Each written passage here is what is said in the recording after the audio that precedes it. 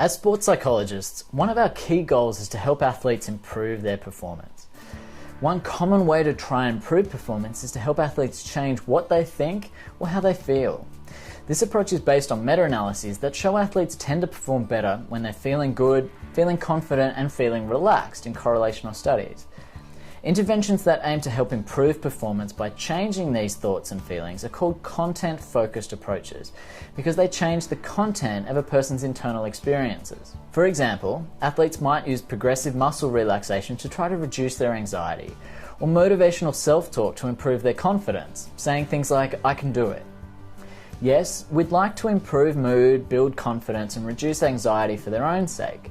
But to our knowledge, only one meta-analysis has been done on the effect of these interventions for performance. That review only found a small effect size for motivational self-talk. For other content-focused approaches like imagery and relaxation, we're not aware of studies that found significant effects for performance. While trying to change thoughts and feelings doesn't reliably improve performance, shifting attention does.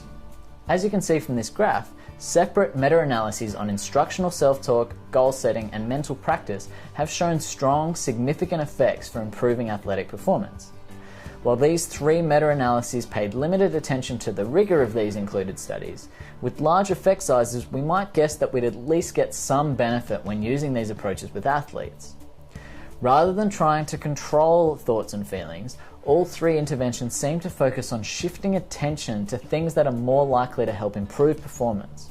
More recently, researchers have suggested another type of intervention that will help athletes perform well by focusing their attention in a specific way.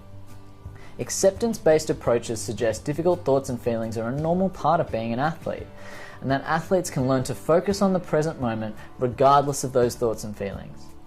A common acceptance-based approach is mindfulness, which hopes to help people develop non-judgmental awareness of the present moment. Put another way, athletes can learn to have anxiety or an unhelpful thought without judging it or changing it, and then redirect their focus back to what they're doing. Our review aimed to summarize all of the studies on these mindfulness and acceptance approaches so far. After looking through over 5,000 titles and over 100 full texts, we found 66 studies on mindfulness and acceptance approaches in athletes.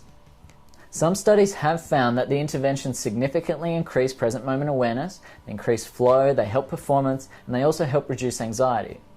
There's preliminary evidence that these interventions might prevent injuries, reduce burnout, and increase confidence.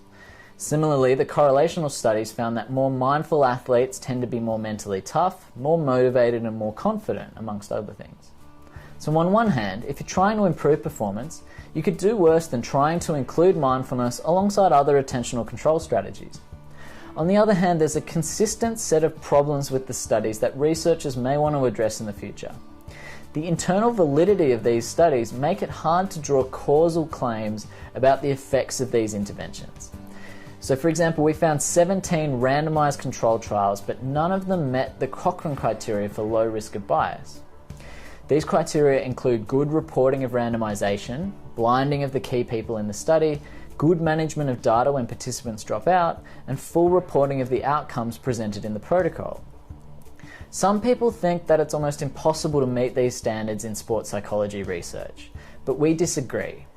For example, registering a protocol in advance is one of the steps that reduces bias. Doing this requires no cost, but instead just requires a culture change where researchers declare what they're going to do before they do it. Likewise, reporting who randomized people into groups and how they did it is a free, effective way of increasing transparency. Studies that use reporting checklists like Consort will already tick many of these boxes, but our findings suggest that these tools have not been well used in the mindfulness and acceptance literature. So, we think there's a broader message from our review, one which reviewers have been reminding us of for years. If we want to be able to make causal claims about any of the interventions we test in sports psychology, our claims will be stronger if we carefully consider ways of increasing internal validity. Mindfulness and acceptance approaches may improve performance, and they may have a wide range of other benefits, but we need registered, blinded, randomized trials for us to know it for sure. For more information about why these approaches might work and how we can better test them, take a look at the full article. We hope you find it valuable.